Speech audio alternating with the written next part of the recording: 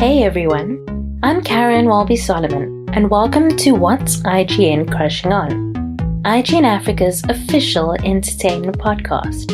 I'm your host, and I'm joined as always by my producer and editor, Reyka Barches. So, this is a show where we discuss all things entertainment and pop culture with a new guest every week. We bring recommendations, news, and fun facts, sometimes touching on the more serious issues surrounding these topics. Hi everybody, welcome to Season 3 of What's IGN Crushing On. I'm Karen Walby Solomon and I'm your host. And we're here to talk about what's hot in pop culture. I'm joined by Reyka Barches and Leanne Lakshmi Phillipson. Hey guys, how you doing? Hello. How you doing? Hi. Oh, Not too bad. Not too bad. Excited. How are you? I'm okay. I think this week has been extremely difficult for everybody in South Africa. The country has been through immense turmoil, and I think a lot of us are feeling a little bit stressed and anxious. I think it's this week was a testament to the power of switching off when you need to protect your mental health. So I, other than making sure my family in Durban were okay, I think that's kind of I was aware of what was going on, but I also spent a lot of time just not being online because it was just getting a bit much. So Yeah, and I think it's interesting important times. to you find a balance between being informed as to what is happening so that you can know how to help others and what to work towards, saving or supporting. And also, as you said, to know when to switch off so that you can protect your mental health. It's a lot. It definitely is. And like I think the most important thing during this time is to just be compassionate, support, elevate voices that are doing the most on the ground to support the people of KZN, the people of Gauteng, and to donate. If you can donate, give to organizations like Give to the Givers, who have like a proven track record. We've been doing the most to just help the people Amazing. that need it and give support. And there's also so many people. I've seen people create packages from Cape Town, from the other provinces, to send to KZN and Gauteng.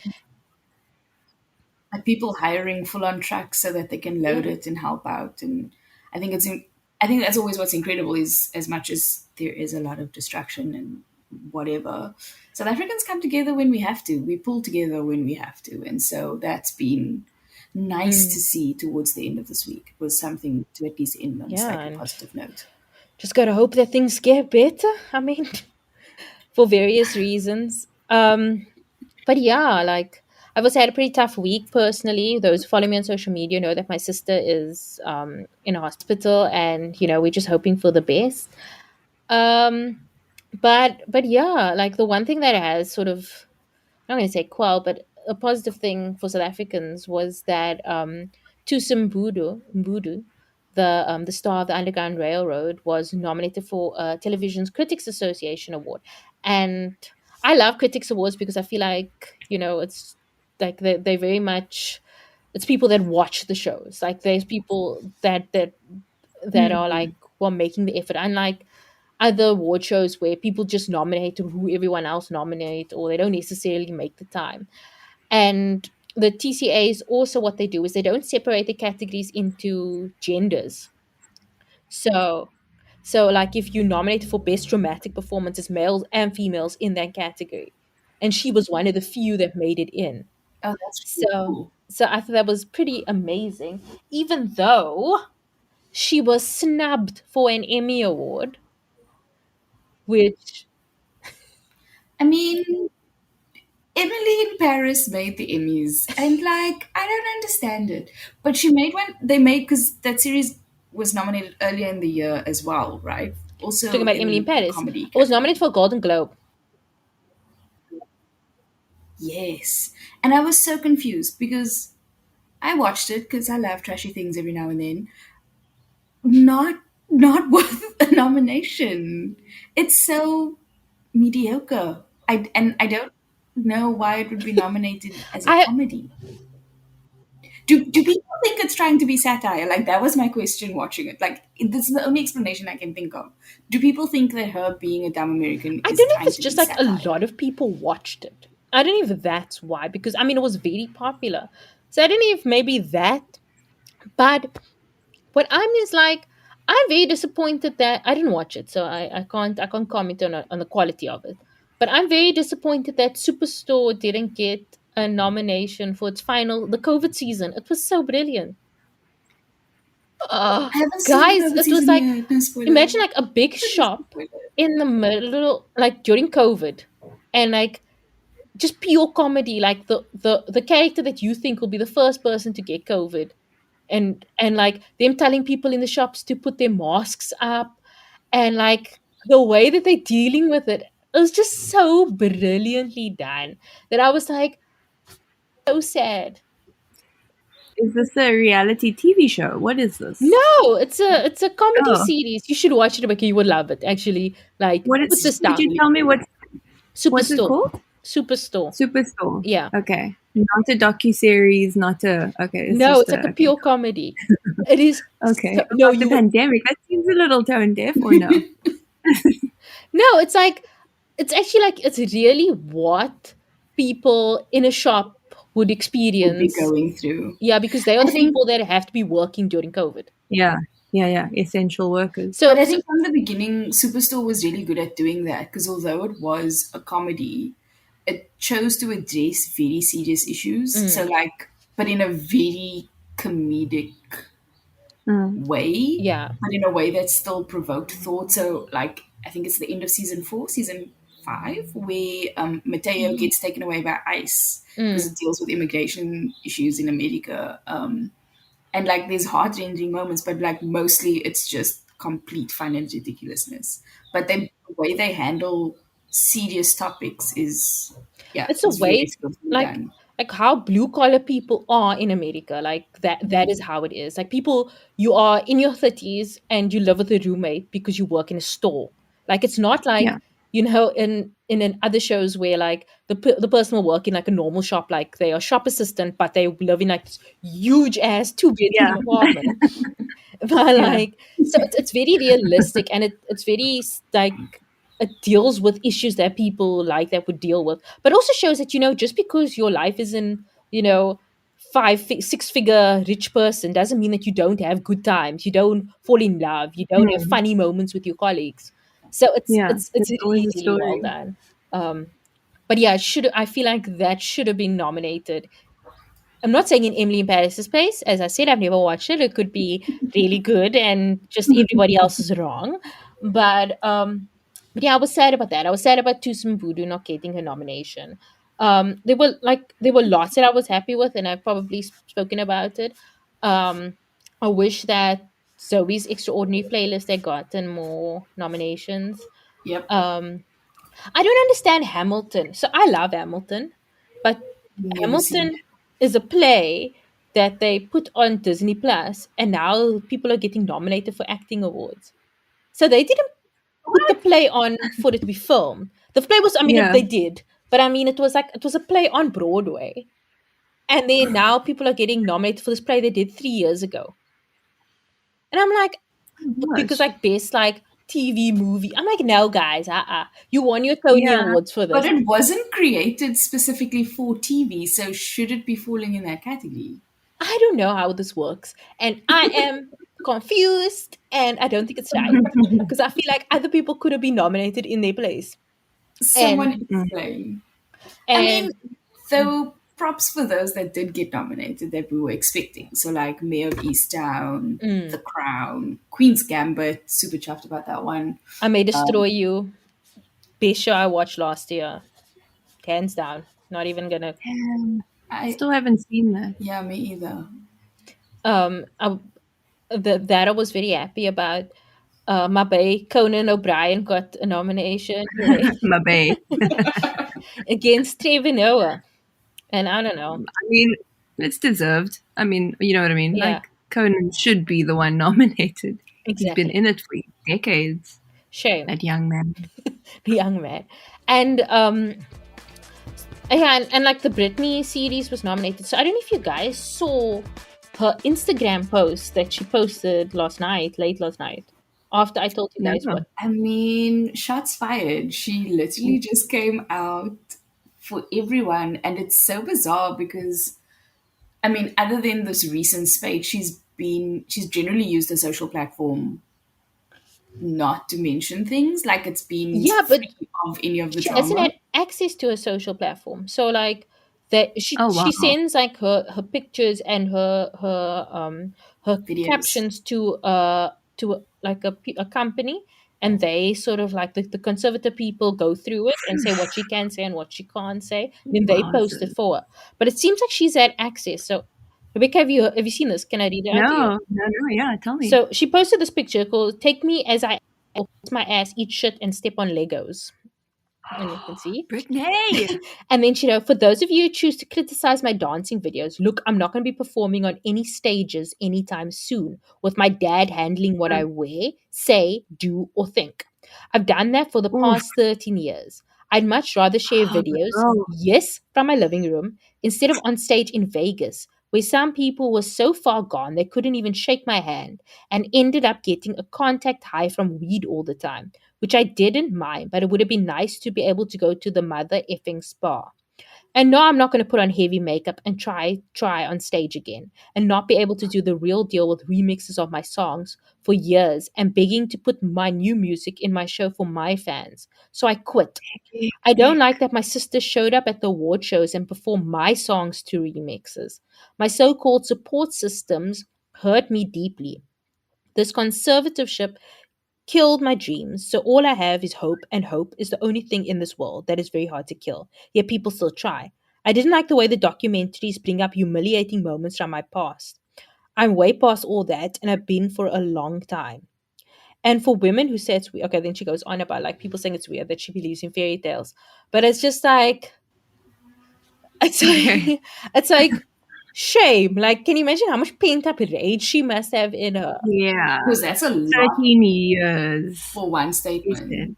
I also find it interesting that she's calling out the documentaries when the documentaries are what raised so much awareness about her situation. Mm, And to a certain extent, it feels like the documentaries helped turn the tide yeah. because Mm. it became such a known, like it became public knowledge for Yeah. so many people. I Mm. agree too. Like, between that and like all the videos and stuff, like the TikToks and stuff like that, I do, and the podcasts that they've done on it, like I do feel like a cause, like a movement. Because before it was just her dedicated fans like trying to get her out of this. Mm. But I suppose it's also like she's not removed from the situation yet, so she's still thinking of it as in they're just bringing these things back up again, and like you know what I mean. Yeah. Do you know, for a long time I thought that this was fake news. I thought that it was like a Mm, publicity stunt, that Mm. they were using the hashtag Free Britney to, get her back into the industry somehow. But I didn't realize it's quite in depth, the whole thing, like the BBC article you sent us, about how her father had control over essentially her body, yeah. like her IUD, Mm, Yeah. and smaller things like taking away coffee, or what's the other thing? It's like what color her cabinets could be in her kitchen. I'm like, it's such Yeah. bizarre. And I think that's like what's so confusing for a lot of people who might be following the story is there's just so much he said, she said. So Mm, she wants her dad removed from the conservatorship, but technically he took a step back a couple of years ago. And so there's a different person that's in charge, but she's okay with the new person, but she's only after her dad. Like it's just, it feels very murky, but it's because I yeah. think everything is still being investigated and uncovered. And so this will be a case to probably, and a story to watch for a while to see mm. how it all plays out because, yeah. I think a big win was that what happened was that she had been given a court appointed lawyer before, Mm, but now she's been able to hire her own she's got lawyer. her own lawyer. So I think Mm, that like even though she made this big speech in court, like the judges they couldn't take her father off the conservative or take her out the conservative because she didn't actually lay a complaint Apply for that, to yeah. to do that. So I think that now with a new lawyer, they can hopefully advise her to do these things. So I don't think she wants to be into it because I mean, her manager resigned because her manager said she's essentially quit the music industry. She doesn't want to be a musician anymore. She's done. Mm. Mm. So what is he managing? Yeah. So I think that she wants to be out of it, and I don't think she Yeah. knows, or she's been given it the proper advice as to how to do it until now that she has her own lawyer. Maybe that she can sort herself out and do what's best for her. Yeah. I'm also wondering about when they initially put this conservatorship, Mm. as I pronounce it, in place. Like, surely there should have been limitations in the I guess the contract of it. Like, yeah. So But this is, sorry, the segue. This is what's so wild about, what was that? The new movie that got released with I Rosamund care a Pike? lot.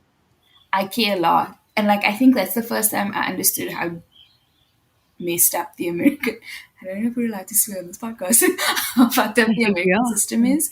Because with I Care a Lot, it's very similar to the conservatorship thing, where you can place people under guardianship or whatever, and they literally have the power to do whatever they Yeah, want.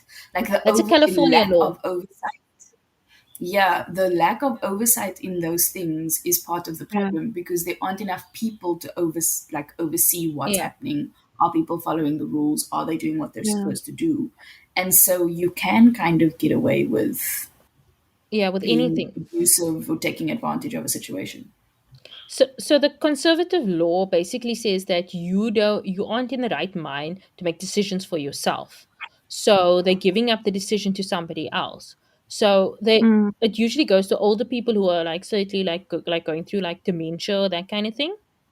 But Yeah. um but also it affects a lot of disabled people. I read this article Mm. in Bitch Media about a disabled person's journey and like how like like so many times the ownership goes into them and and especially when it comes to controlling their body, so they usually Mm. don't want them to be able to fall pregnant, like people who are in charge of them. And the Britney situation can be like, it's very similar to a lot of disabled people situations.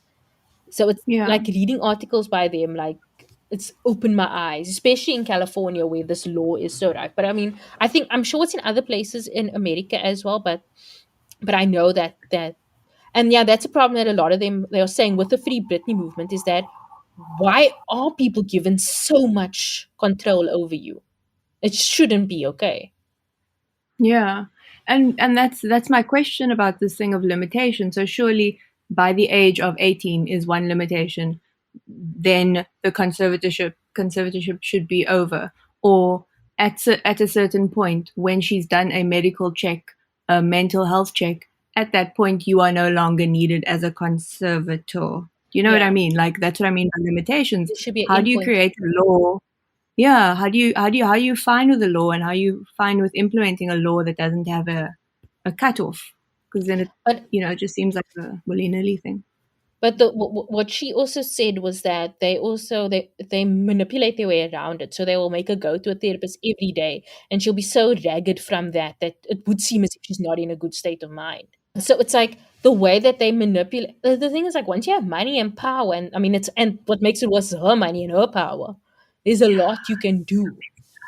And it's a father, dude. Yo. Mm. So yeah, so The white that's so racist. we should be watching the Free Britney movement because that is hectic. And I mean, like, I've loved Britney since I was freaking. I mean, I'm sure we all have eight. Like, that was my Yeah, first CD that I own. I still yeah. have You it. even had a perfume, Karen. Yeah, I was so jealous. It gave I me a headache, but you had a yeah, perfume. I had both of them, Curious and Yeah, Fantasy. Oh, the Fantasy one I love. I love that I perfume. remember. You'd walk into class, I'd be like, Britney Spears? Oh, I love the gosh. I love her. I do still love her. Uh, I mean, I hope it all works out for her. Yeah. Another thing I really want to chat about um, was there's going to be a Pink Ladies prequel, guys. I love the Pink Ladies. I love Grease. Yeah. And so this new prequel is like them before the events of Grease, so before Sandy gets there. So they're like these four outcasts, like girls, and how they form their little groupie. at Okay. Rydale High, and and so yeah, I'm quite excited. Like I think it's so quite cute. I don't know how I feel about it. I mean, Greece is a vibe, it's a movement, it's a Uh, time. But I don't know that I really want to watch another all white cast in the 50s, mm. school teenagers living their life in Merca. Like, do you Yeah. know? Yeah. But do you I'm think they'll struggling make to it all think how white? they would make it relevant. Do you If think that they'll makes make it sense. all Yeah. white? I don't think. I think they will. Just to like stick to the, you know. I don't know. I feel like if they do, it's going to be pure tokenism. Mm, Like that you're seeing it a lot with reboots now. All of a sudden, there's like a random POC character, but whether or not there's any depth or proper yeah. thought into it is, yeah, something else. I'm not usually a big fan of prequels because I don't like when I know what the ending is going to be. So I'm not. But this I'm kind of into. I'm like, oh, I want to see these girls before. I mean, Like, listen, I love Rizzo. I'm here for more Rizzo. Like, I think Yeah. that would be a really cool plot line to explore. It's just like it feels so far removed from when it happened and when Greece was a thing. Like, why now all of a sudden? I don't know. That's just But at the same time, it's nice to always just, the characters are so well known. They're so, mm, what's it called in the, yeah, that's right.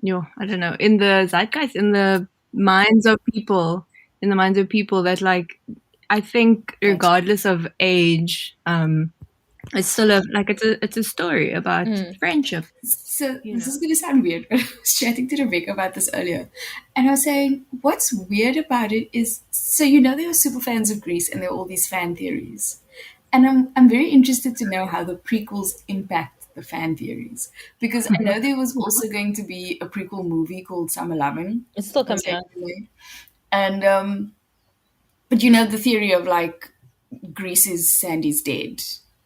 Oh my god, What? Do you know quite the fan theory? The fan No, theory tell me is about like it. so the fan theory is that Sandy actually drowned on the beach, and so all of okay. Greek is her coming to terms with the fact that she needs to move to the afterlife, and that's why Oh the my car god. flies at the end.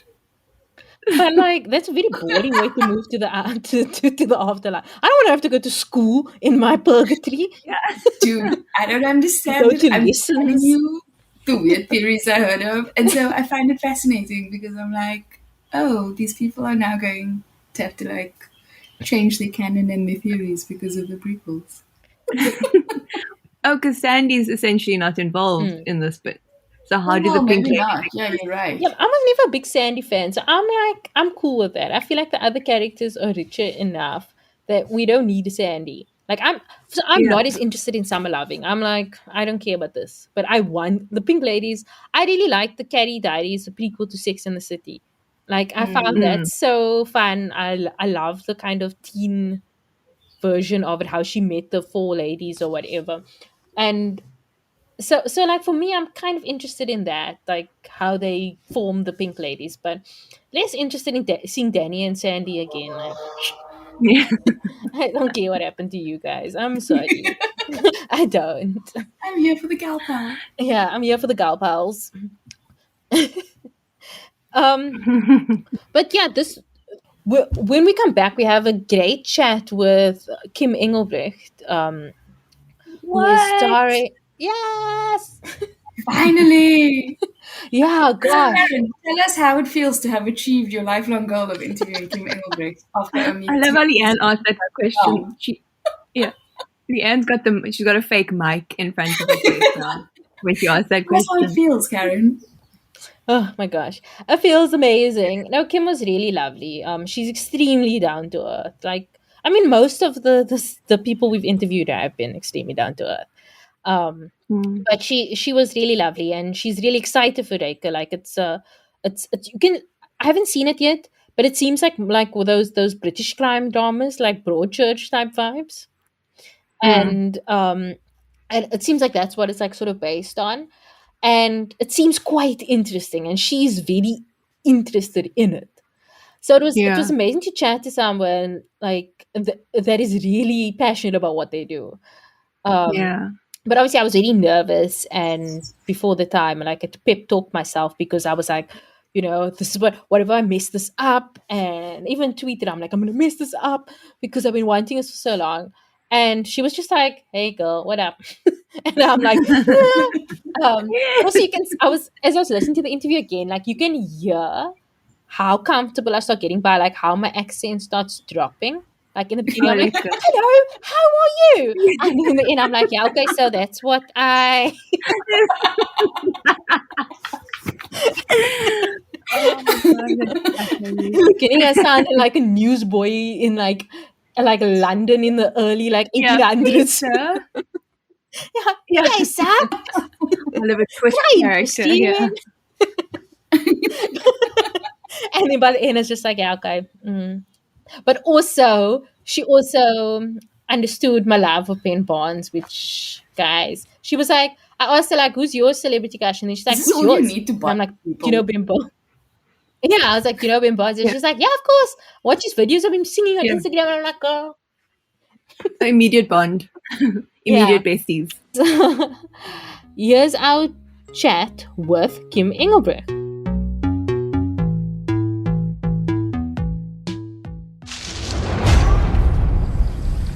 Everyone has something that haunts them. But for some, it's the ghosts that make them brilliant.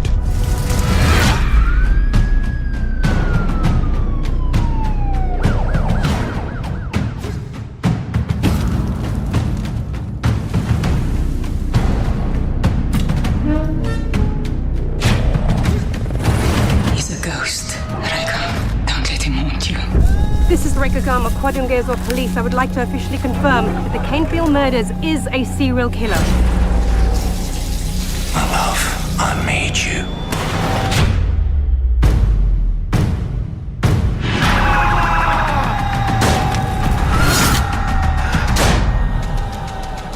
I know how you do it. I know you can't stop. I could tell you things. Things you've forgotten. Things I know you want to hear.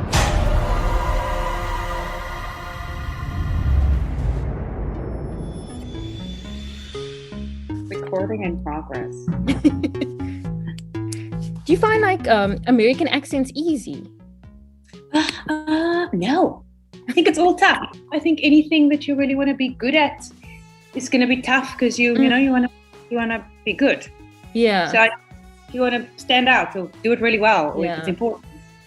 But I just think you slipped so quickly into that accent. I was like, okay.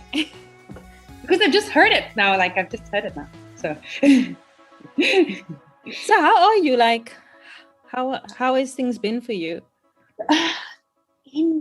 in terms of like everything, I think it's a tough time in the world, and I think you just need to. I'm sure you're watching the news. Are you in South Africa now? I mean, are you? I'm in South Africa now. Yeah, I'm doing a TV show called Raised by Wolves at the moment. So Oh, okay, yeah. I'm in production at the moment. I finished production on Reyka on the 22nd of Feb. On the 23rd of Feb, I started on this production. Sure. So I've been here since. But you've been having like a busy year. Like, I've just been hearing you've like been busy with this and that, like even throughout COVID. Like, how's it been? I think I've been really lucky. I think everybody during this time, instead of just sitting at home, we want to work, so you want to be of service. You want to, especially as a creative, you want to work. Yeah. And especially our industry has been, shut down, especially live events. That must be very tough for people, and, theater and all kinds of performers. Your life has kind of like been on a standstill. So I'm very lucky that I'm able to work. Reyka also just came out of nowhere. I auditioned for the show in 2018, and then it made a reappearance in 2020. While the world was in the middle of a pandemic, and I've been able to work, and on a really, really dope project. Lucky. Yes, like tell us about Reyka. Like, what is it about for the listeners? Reyka is about a criminal profiler on the hunt for a brutal serial killer in the cane fields of KwaZulu-Natal. So that's where the story is where it's located.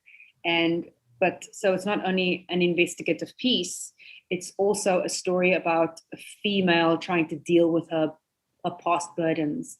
When she was 12 years old, she was taken and held captive by a banana farmer, in KwaZulu-Natal. And she was kept by him for a number of years, and the story is her post all of this as an adult, trying to have a normal life, trying to figure out what her job is. Obviously, her job is to investigate murders, but on the backdrop of that, she's also trying to investigate her past and trying to navigate life, as she knows it now. So it's a kind of very tumultuous story, and and you as a viewer, you get to feel the pulse of Reyka and how she negotiates her life. The story is about her and her mom, who she was with when she was 12 years old, and then she was taken. Her trying to figure out that resentment that she has for her mother for losing her and letting this happen to her. So it's that.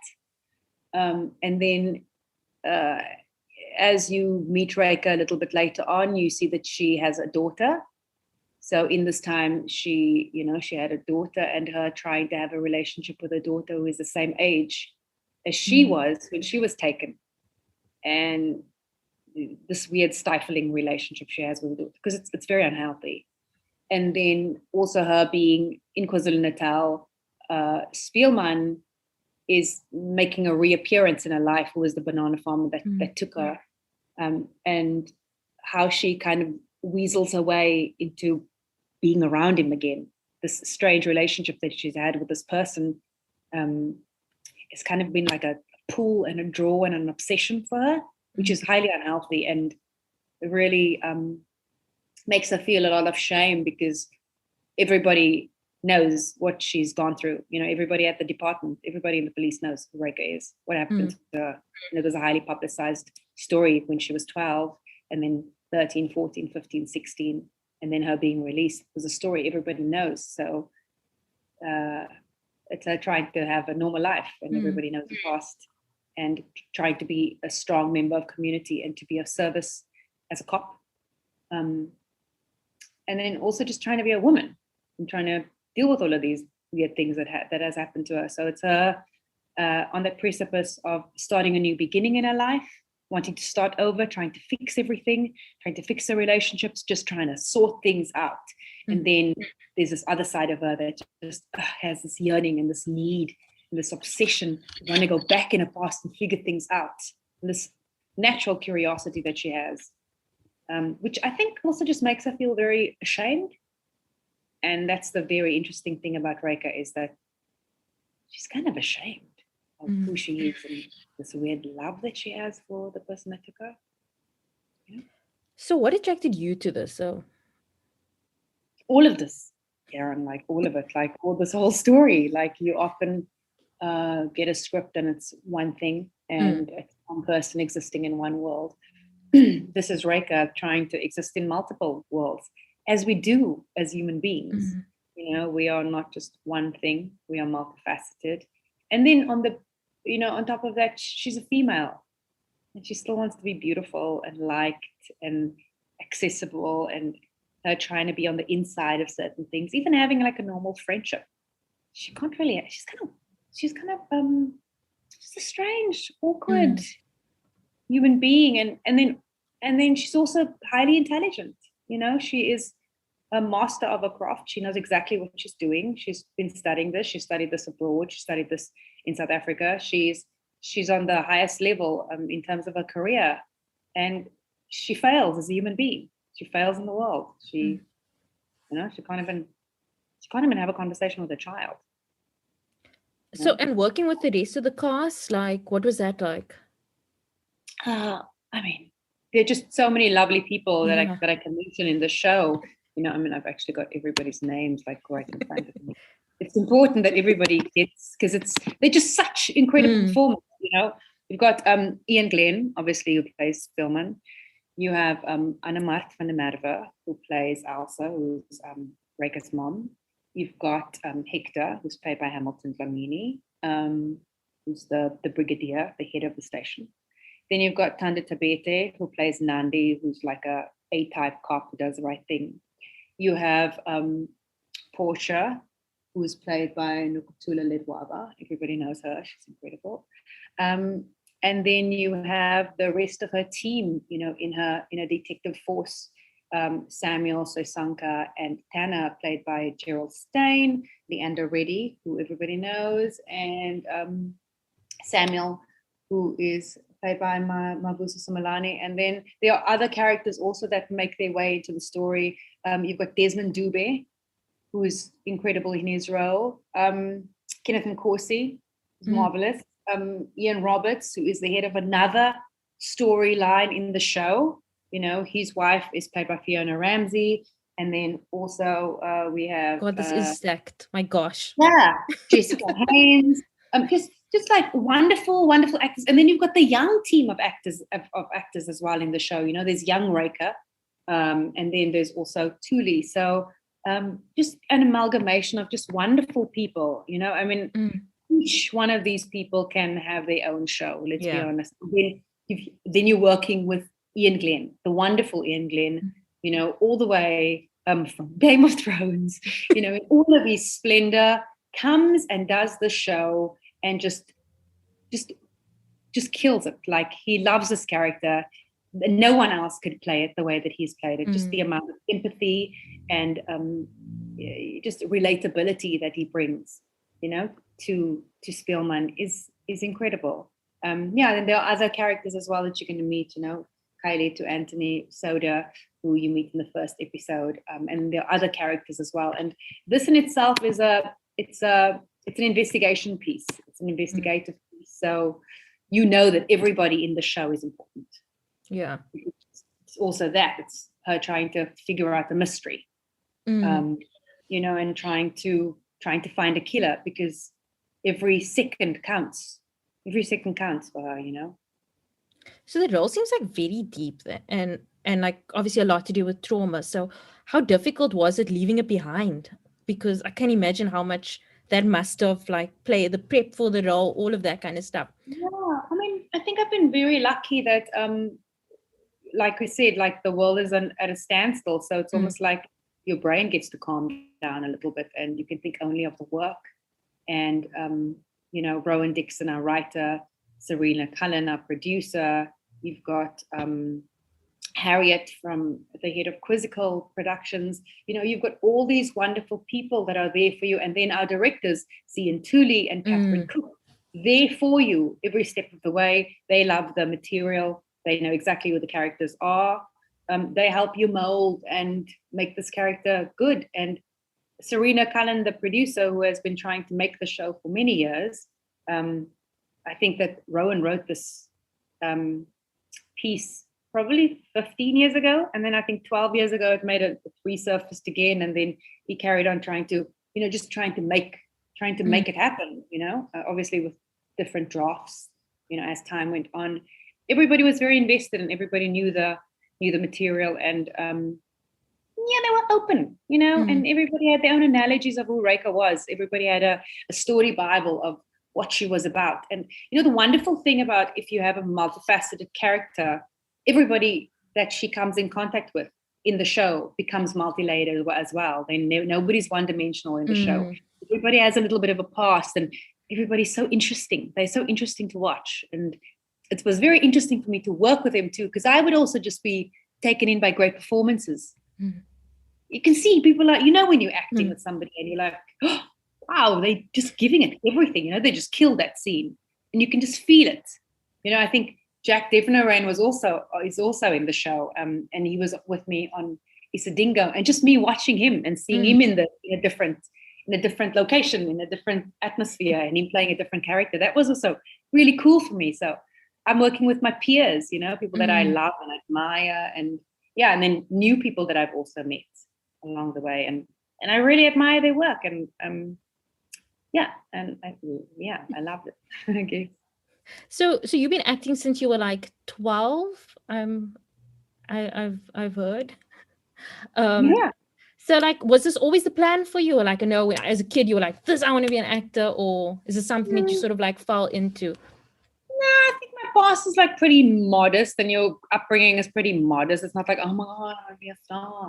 No, I think I wanted to be a PT teacher, or like a physio. Then a little bit later, and then I realized that maybe I don't. I don't know. Maybe the pull wasn't strong enough, because I think if you want to do anything, you can. If you just, whatever you put your intention and your focus on, as we've learned as we get older, you realize that you can actually do anything you want. Just comes with focus, and also just deciding. But I think when you're young, I don't think you really think like that. You kind of just like, oh, I don't know, whatever. So it wasn't really a focus for me. I just kind of fell into it, and I think I've had a lot of support. I think from my mom, from my brother, in terms of like driving me places that I needed to go, like auditions, or try out this, or Kim's doing this now. She's doing waking up at 5 o'clock in the morning to try and get you places, because there's only one car at home. So, and everybody must still go to work, and you want to go, like any family, and they work around the kids, But I think most of the push comes from the child. I think this is one of those industries where the push needs to come from the child. I think, yeah. So whether they kind of pushing you in a direction, or it's got to come from you, and yeah. So when were you like, okay, this is it. This is the career for me. I'm enjoying this. I don't think I'm even there. I mean, no. I mean, yeah. Yeah, some people still ask me, like, what else do you do? Oh, this is all I do. This is just this. Like, what else do you do? What? No, what else do you do? Nothing. Yeah, I think I'm very lucky. I'm lucky to be able to make a career out of this. Yeah. I'm lucky that I'm able to sustain myself with acting. And this was one of the first projects that I actually had a lot of time to dedicate to a character, Somebody asked me earlier, they asked me about kind of like I kept myself a little bit separate from the rest of the cast and the crew, while preparing for this, because there was a lot of time. And and it was an experiment as well for me to take my craft seriously. And I hope it's kind of like a gift to be given time.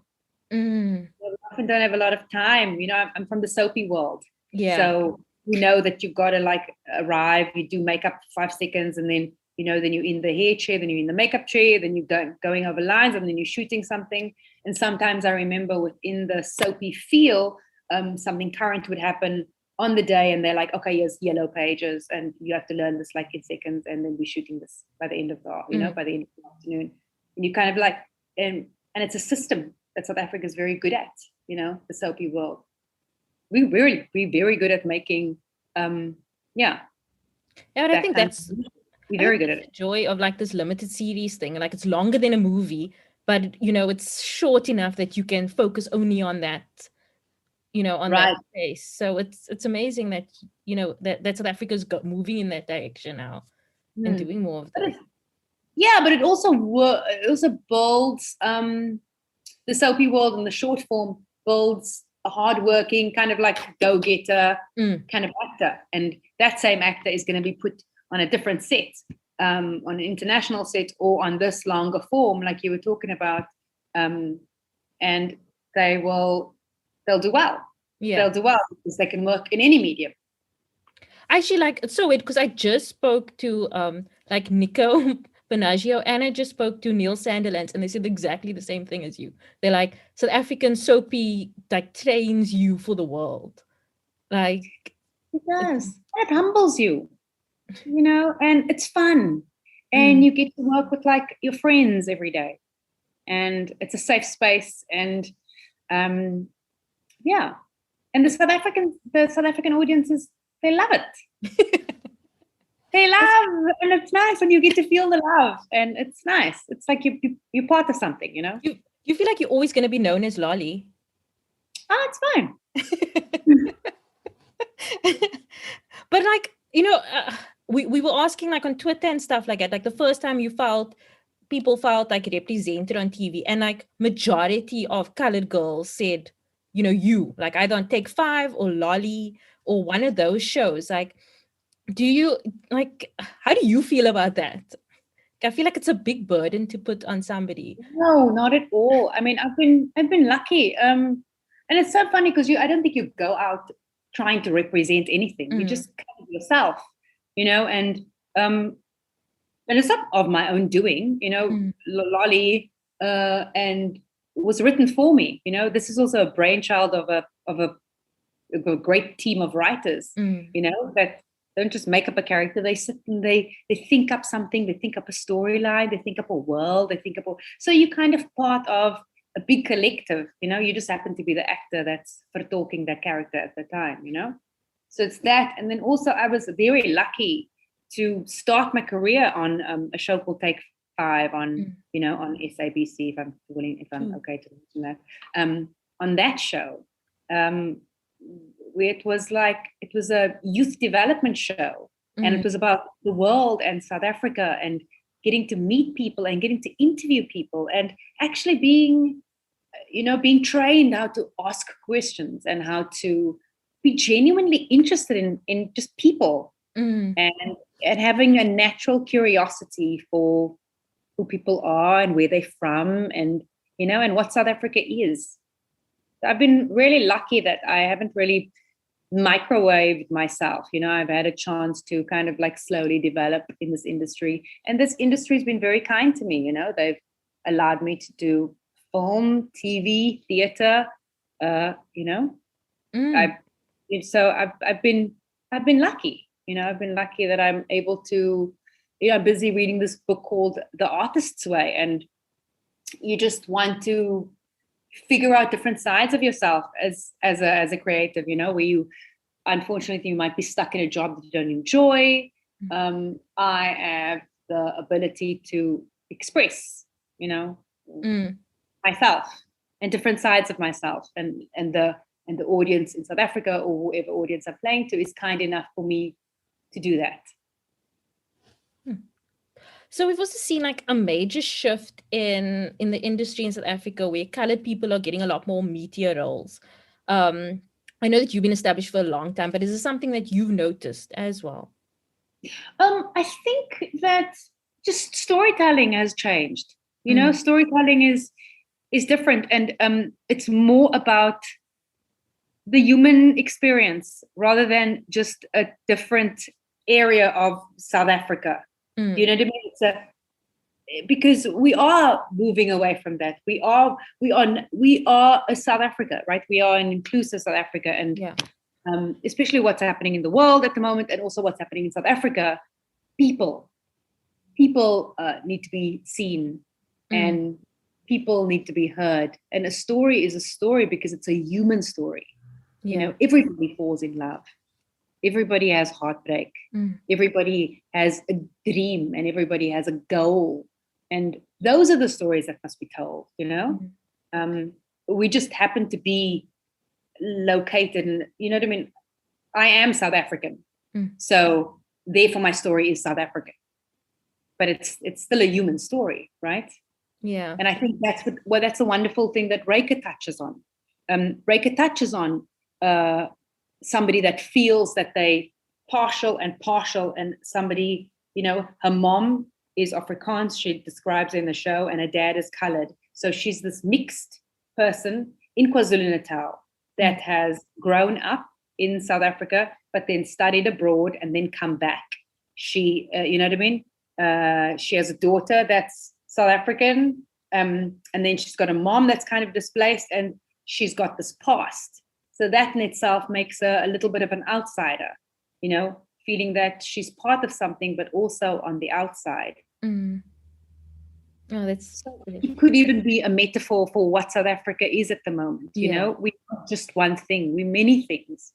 But the lovely thing about Reyka is that she shows what her flaws are. She doesn't hide away from it, She knows enough to know exactly who she is, because like I was explaining to you, she's studied this, she studies behavior. She knows who people are.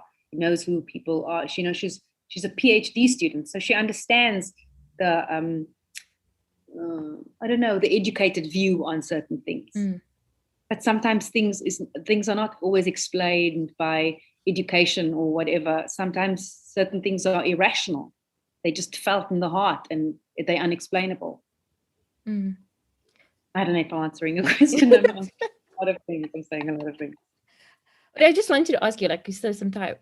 So I'm a big fan of The Flash. So I have to ask you, what was that experience like? I mean, it was surreal for me, like obviously being a fan of you since I was a child, and then seeing you on the show that I love so much, like hanging out with Candice Patton and just, doing amazingly. So what was that experience like?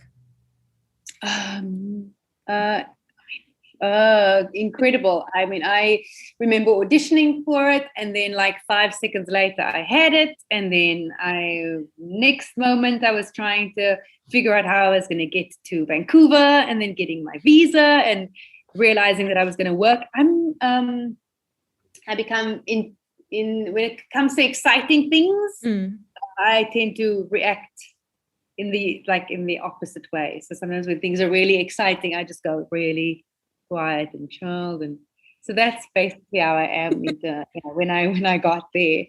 The sets were marvelous. Candice was incredible. She's lovely, and so is Grant. Everybody, like, he is the Flash. He is that kind, generous soul, and the same with Candice, like just so gracious, and they really are amazing. I have no idea they have no idea how huge this star is. I don't even think and just the humility that they show for people is just insane. And just having the opportunity to work there, and then I obviously worked with Neil as well. Yeah, perfect. It was like every South African soapy watcher's dream, like seeing the two of you together on that show. Yeah, and I mean, he's gone on to do incredible things, and I continue to watch his rise as well. But it was a really cool experience, just to be able to work on a big set and work with, you're on The Flash, and yeah, but it just made me hungry. It made me hungry for more experiences, and I would have loved to stay on that show a little bit longer.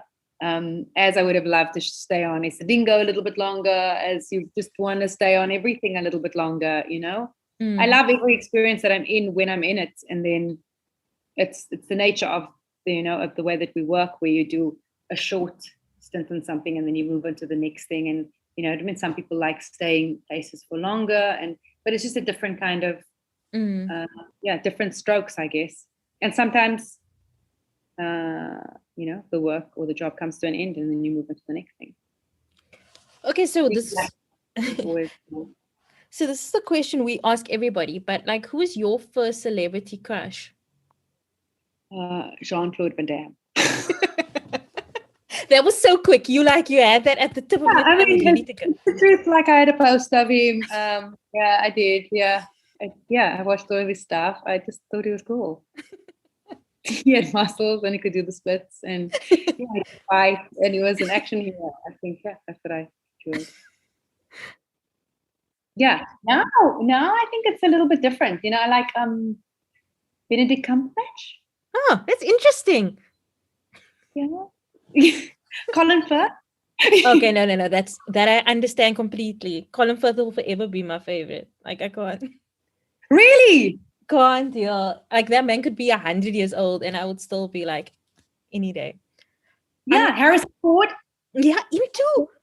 Yeah, just like that. You know what I mean? I can't still fight for Brad, but everybody wants him. I can't still fight for the other ones. So just I think. Colin Firth, yes, definitely. Any day. But I'm gonna manifest that you get to work with Benedict, or I'm being like an idiot. And who's your crush? Mine.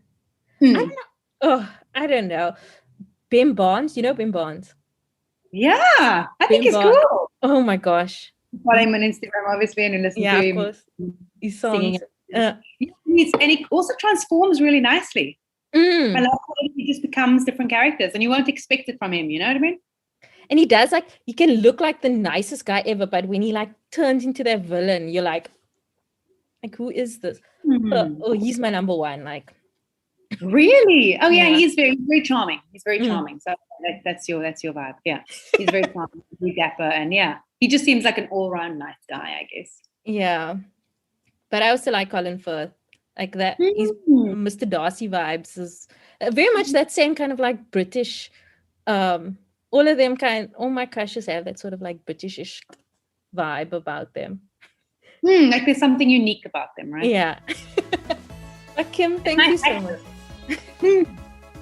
I hope I answered all of your questions. No, you did. It was perfect. This was better than I could have even imagined. Like, thank you so much. That was our interview with Kim Engelbrecht. Don't forget to watch Reyka, which star? Reyka, I don't know. Like before the interview, I asked, I was like, how do I pronounce this? And she was like, Reyka, doesn't matter as long as you watch the show. So for me, I don't know. Reyka, Reyka, starts Sunday, the 25th of July at 8 p.m. on Mnet, which is DSTV channel 101. And now we're going to hear from you guys. So we asked you to send in a voice note telling us about a movie that you watched recently that you enjoyed. And we got a few and some really great ones. Actually, all of them are great. I'm lying to you. So we're going to hear from Lindy Johnson and Stephen Phillipson, who were previous guests on the show, as well as Marissa Calvert and Micah Matheson, who is 12 years old and so adorable. So here they are. Hey Karen, big fan of the podcast. A movie I watched recently that I really enjoyed was Good on Paper. It's on Netflix. I really enjoyed it. The woman is a stand-up comedian. The man lies. It was very relatable to me, and I highly recommend. A movie I watched recently that I really enjoyed was The Dead Don't Die, which is a really weird zombie movie. Is it weird? Yes. Does it make sense? No. Does it have Tilda Swinton walking around the streets cutting zombies down with a samurai sword? Also yes, and lots of like Bill Murray and Adam Driver just talking randomly about how much of the script they've seen. It was awesome. Super weird, but really cool. Hey, Crashing On fam, it's Reese. Not sure if I'm too late with my voice notes. But I'm not a movie person, but I've actually watched Keeping Up with the Kandasamis. And, for a South African movie, it is actually so fun. It's not stressful. My anxiety levels are not through the roof. I just absolutely enjoyed it because it was light comedy and there were parts where I completely braved myself. But it was just so wholesome in the end. And I'm catching the second one tonight, the wedding, because I've already watched the last one, which was on Netflix. So yeah, that is me in a movie nutshell. Ooh, forgot. I've also only just started watching Harry Potter and really enjoying it. It's magic. I can't believe that I waited so long to watch Harry Potter because back in the day I thought only nerds watch Harry Potter. I am the nerd because I'm the only loser who did not watch Harry Potter. And I started watching it with my son. He's 4.5, and we're absolutely loving it. And I can understand the hype, and it just transcends you into a magical, different world. And I appreciate that. Hi guys, this is my movie review for the movie Inception. My dad recommended it to me. He said it was the best movie he's ever watched. So I also wanted to watch it and judge his statement. So my name is Micah Matheson and I love movies. The plot was amazing. I really loved how everything was tied together, and I loved how they explained how dreams work and the action, the high stakes. The cinematography was amazing. Like I don't want to spoil anything in case you guys haven't watched it yet, but like there were these scenes where it felt so real. The CGI was I loved it. I really loved the movie. The acting was great, and I watched the director's movies, Christopher Nolan. So I watched his previous movies, and I liked how he incorporated his old actors. And my overall rating is like a 10 out of 10. The movie was perfect. Thank you for your time. For the next episode, we want you to send us a voice note telling us about your favorite rom-com. It can be a new one, it can be an old one, but share it with us by sending us a voice note on WhatsApp at +2778 362 2566. We will link it, put it in the show notes as well so that you don't forget. It'll be so much fun. It's also my birthday in the next episode, and I love rom com. So if you can tell me, if you can tell me which ones to watch, I would really appreciate it. Okay, guys, time for our favorite segment of the week. What are you What? crushing on? I didn't realize we were doing this. I completely forgot. It's been such a long time. I'm like, are we still doing this? Okay, cool. Okay. What have I been watching? Okay. Talking about rom-coms, yesterday I watched Broken Hearts Gallery on Netflix, and it is so cool. It doesn't quite go the way you think it's going to go, but it is very predictable, but it's done really well. I'm also just really excited because it featured Dacre Montgomery, who is like the baddie in Stranger Things, and I'm happy I got to see him in like a happy role, because you know when you watch someone and then like that becomes how you know them, and then I was scared I would never like Yeah. him because all I would ever picture is the delinquent in Stranger Things, but now he's like a romantic lead, and so that's cool. And he's very cute. Fake Zephron. I haven't actually been watching anything.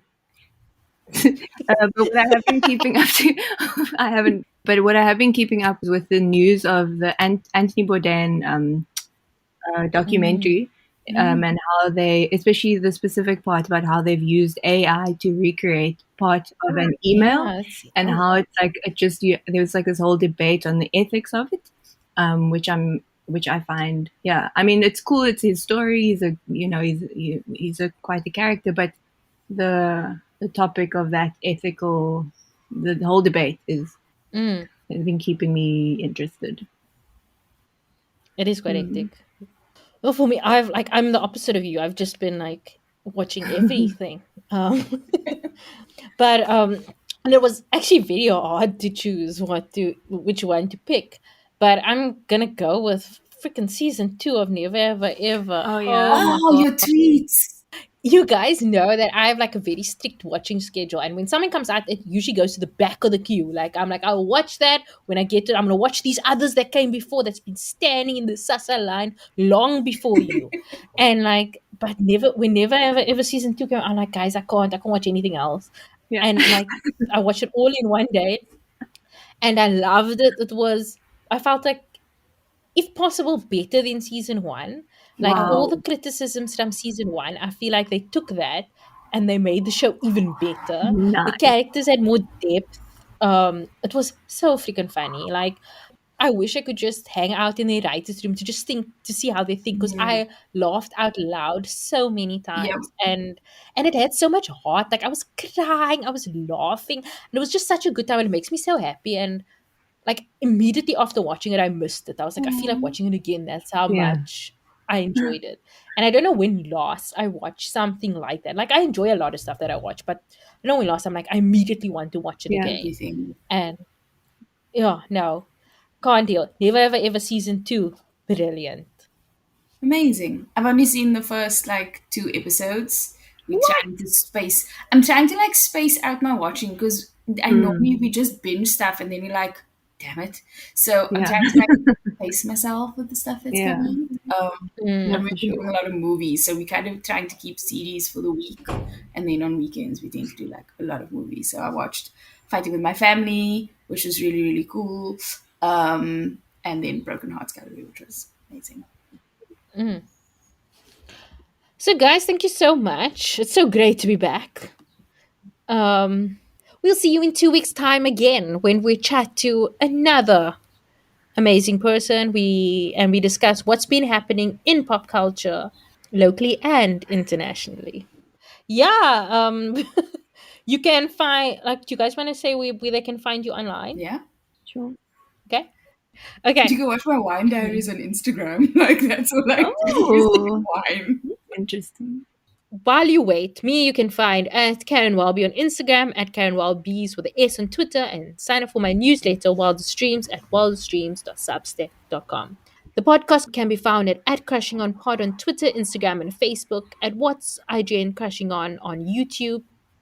You can find more information about this and all our other episodes at our website, crushingonpodcast.com, and send any feedback to mail@crushingonpodcast.com. Send us voice notes to +27 78 362 2566 on WhatsApp. Join our Facebook group, Crushing On Club, where we chat about the show, celebrity news, recommendations, the whole shebang. The show is produced by us and edited and engineered by Rebecca Barches. All admin is done by Leanne Phillipson. Our logo was designed by Nathifa Maroof, and the show was created in partnership with IGN Africa. If you like the show, tell everyone that you can, any way that you can. Keep up to date with all our episodes by subscribing to the show on Spotify, Apple Podcasts, or wherever you get your podcasts. And please rate and review the episodes on Apple Podcasts, as it helps others find the show. We'll be back in 2 weeks' time with another in-depth conversation with a pop culture lover. See you then.